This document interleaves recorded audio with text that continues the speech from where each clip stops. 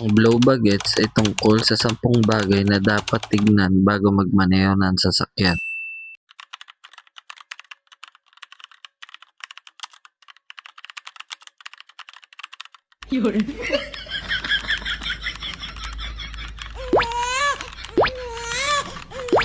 Battery. Kailangan mo i-check ang tubig ng battery pati na rin ang terminal nito kung madumi or maluwag. Lights. Importanteng i-check ang iyong brake light, headlight, signal lights para visible ka sa gabi at makaiwas sa violation. Oil. I-check mo ang iyong engine oil kung ito ay nasa maximum level at tignan mo na rin kung may tagas na langis sa taas at ilalim ng makina. Water. Kailangan mo din masiguro na nasa maximum level ito para maiwasan ang pag-overheat. Lagyan ng coolant or distilled water para iwas kalawangin ang radiator. Brakes.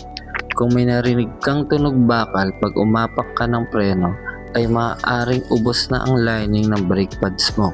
Tignan mo na rin kung may tagas sa likod ng mga gulong nito. Air. Tignan mo ang hangin ng mga gulong mo lalo na ang iyong reserba. Gas. Dapat ay sapat ang iyong gas lalo na kung malayo ang iyong biyahe. Engine. Kung sa pag-start mo ng iyong sasakyan ay may narinig kang kakaibang tunog sa iyong makina, ay dalhin na sa pinakamalapit na talyer sa inyo. Tire. I-check ang iyong mga gulong kung makapal pa ang mga goma nito or kung ito ay may nakabaon na bakal o pako. Self. Siguraduhin na nasa kondisyon tayo pag nagmaneho, lalo na kung malayo ang biyahe. Huwag tayo mag-drive na nakainom at mag-focus sa daan.